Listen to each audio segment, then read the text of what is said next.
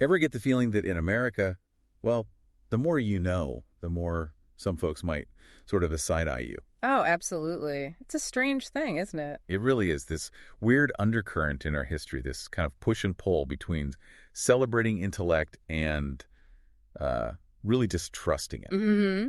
So today, we're looking into a study that really unpacks this whole thing, the historical suspicion, sometimes even resentment towards intellectuals in American society. Yeah, trying to get a handle on this long-standing American paradox. Exactly. And speaking of getting insights and understanding things better, have you checked out the Mindful Moments YouTube channel? Oh, the one using AI for book analysis. That's the one. They break down books, offer fresh perspectives, kind of encourage deeper thought, Right. a bit like what we try to do here. Nice. Okay, so this anti-intellectualism we're talking about, let's get right to the heart of it. Yeah, what is it exactly, according to the sources? Well, it's not just, not being interested in books. The sources define it as an active resentment and suspicion towards people who represent the life of the mind, basically.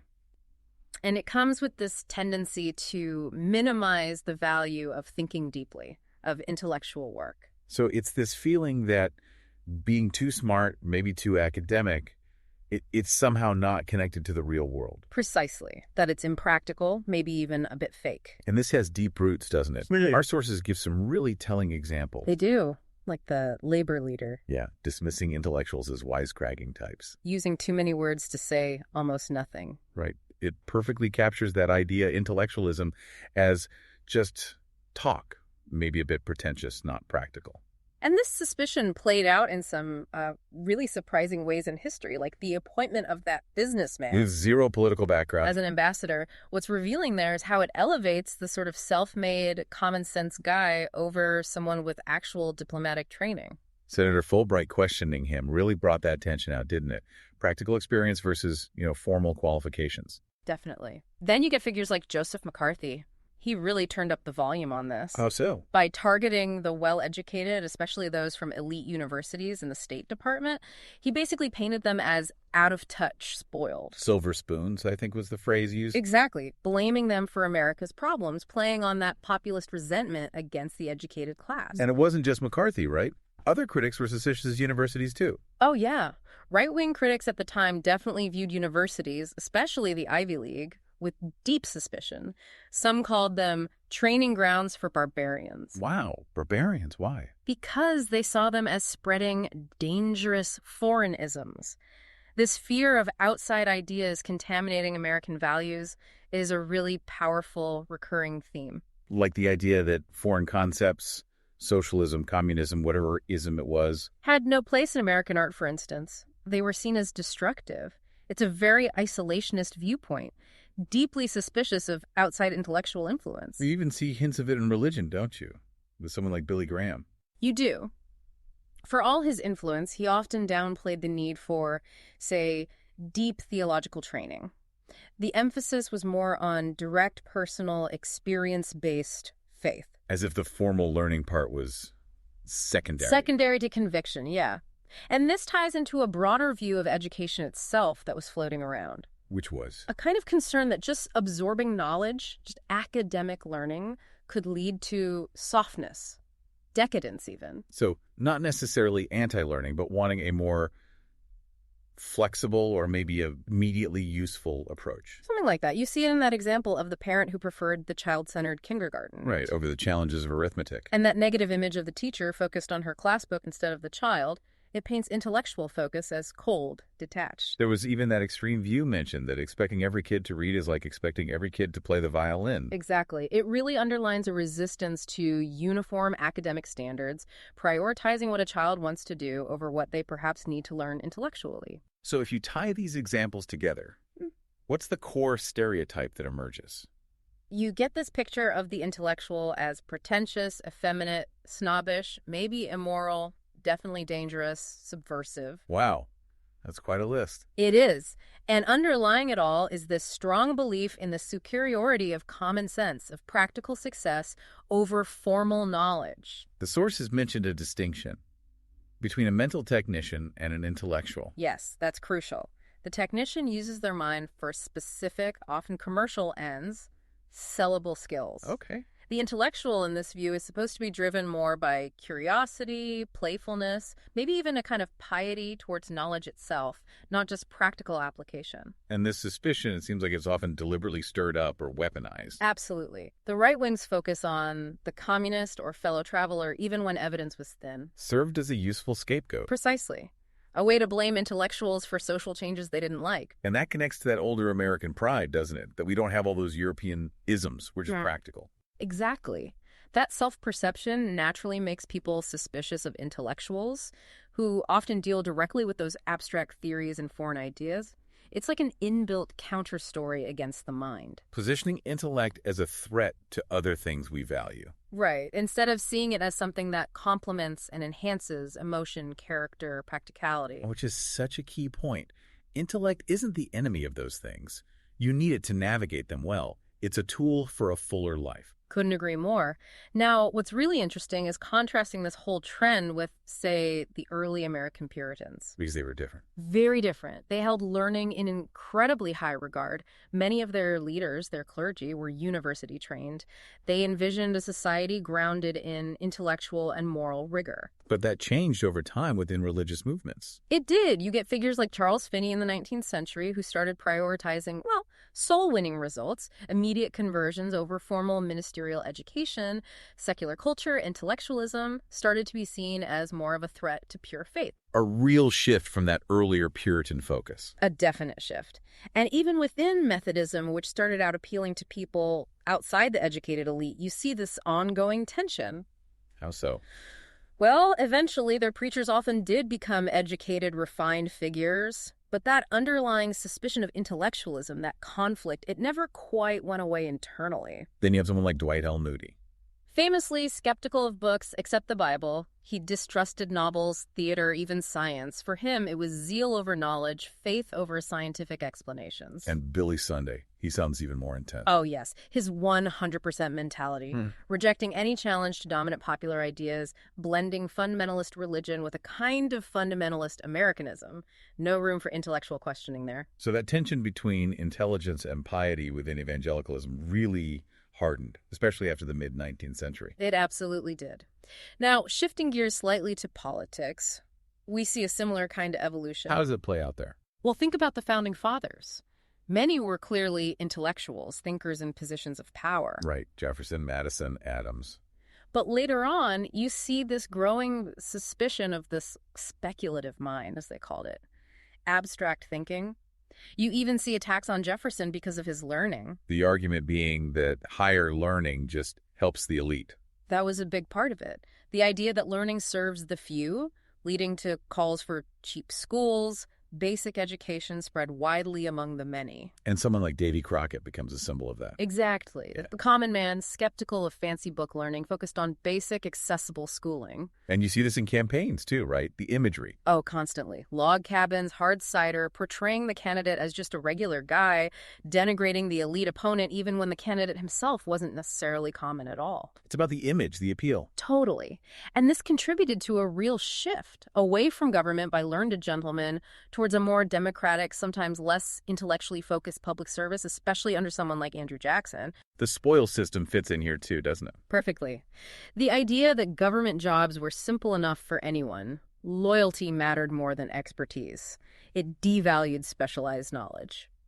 After the Civil War, there was even that preference for hiring veterans over college grads. Yes, favoring practical experience, patriotism over academic qualifications for government roles. And the whole fight over civil service reform was often framed as exactly this conflict. Reformers were accused of creating a system that favored the college-educated, imposing irrelevant academic standards. Politicians would actually use an opponent's education against them. All the time, contrasting the reformers' learning with the supposedly tough, hard, masculine sphere of business and politics. Tammany Hall politicians were proud of not showing off their education. They absolutely were. They presented themselves as of the people.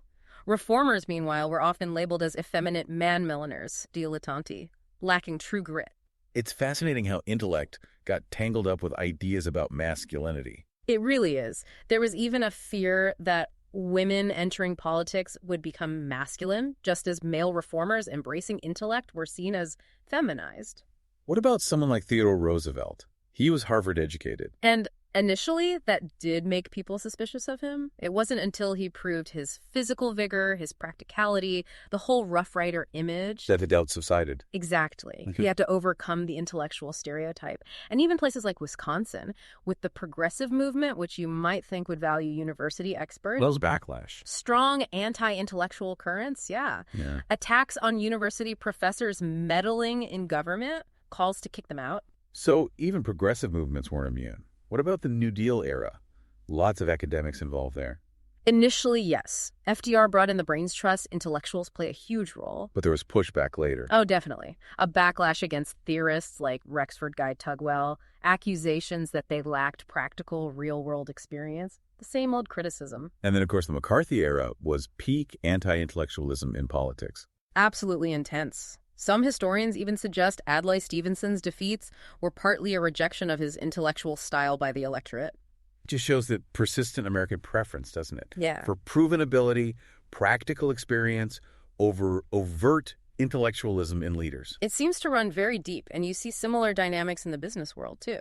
How so? Is it just pure practicality there? It's complex. You've had wealthy business figures who were patrons of arts and learning, but the dominant focus, historically, has often been on practicality, invention, technological progress, sometimes sidelining purely intellectual or artistic pursuits. Was there ever an ideal of the cultured businessman? There was early on. Publications like Hunt's Merchants magazine portrayed the ideal man of business as civilized, broad-minded, cultured. But the self-made man figure often rejected that. Often, yes. Valuing hands-on experience, maybe showing indifference or even hostility towards a classical liberal arts education, didn't need it to succeed. And the business community pushed for more vocational education.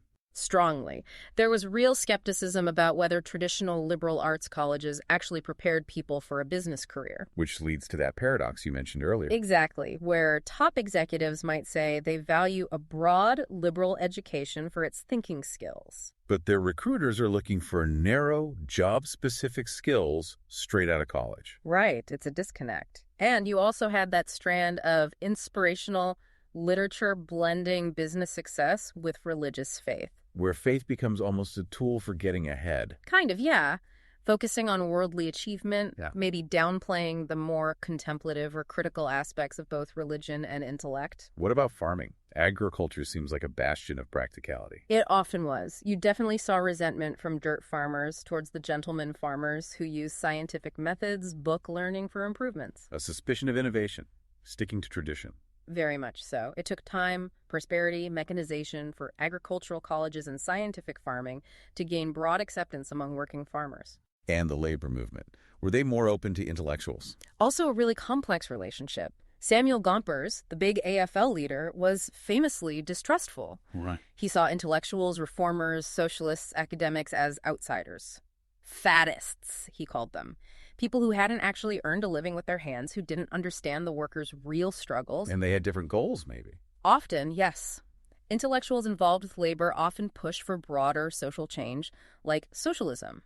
Union leaders like Gompers were focused on immediate, practical, bread-and-butter issues: wages, hours, recognition, respectability within the existing system. So the leaders themselves, often self-made men, were frequently suspicious of academic economists and definitely hostile to things like Taylor's scientific management, which they saw as just another way to squeeze more work out of people. Okay, so we've seen this tension in religion, politics, business, agriculture, labor. What about education itself? America has this strong tradition of popular education. It's a huge paradox, isn't it? This massive historical commitment to free, common schools, this belief in education's power. Lincoln reading by the firelight, the self-taught ideal. Exactly. But alongside that, you have constant complaints throughout American history about declining standards, about schools failing. Why the disconnect? Well, maybe the original goal of the common schools wasn't primarily deep intellectual development for everyone. It was more about creating a unified nation, basic literacy, civic competence. Which arguably they did achieve to a large extent. They did. And there was often a heavy emphasis on moral education, being good rather than wise, as one source put it. School readers often portrayed American heroes as simple, practical men, not deep thinkers. And the teachers themselves, what was their status? Historically, often very low. Teaching was sometimes seen as a last resort, something you did if you weren't suited for manual labor or business. Poorly paid, often poorly qualified. Like Ichabod Crane, that caricature of the old-time schoolmaster. He embodies that image perfectly. And there was this perennial search for cheap teachers. Their pay often lagged way behind skilled laborers, not exactly a profession attracting deep intellectuals. Then in the 20th century, secondary education started to shift, didn't it? Away from pure academics. Big shifts. Early on, there was this debate. Should high school be about mind culture, intellectual discipline, or should it be more practical, vocational, meeting kids' immediate needs? And the practical side gained ground. It certainly did. The curriculum broadened way beyond traditional academic subjects. You get the rise of life adjustment education. Life adjustment, what's that? Tailoring the curriculum to what educators perceived as immediate needs for daily living, dating, driving, home economics, personal grooming. Instead of focusing on general intellectual development through challenging subjects. Right. The idea of transfer of learning, that studying Latin or geometry trains the mind in ways applicable elsewhere, came under fire. The focus shifted to knowledge seen as directly, immediately usable. So curricula got enriched with all these non-academic courses. But sometimes that meant students weren't getting the rigorous grounding in core subjects needed for college-level work. What was the assumption behind the older model? That students could find pleasure in academic work, and that struggling with difficult subjects built valuable self-discipline, even if the specific content wasn't used later. People like Parker and Dewey influenced this shift, right? The progressive educators. Huge influence. Parker had this child-centered view, the child as inherently good. The curriculum should follow their natural interests.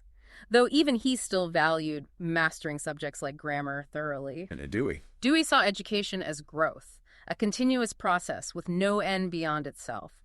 Learning through doing, connecting school to life.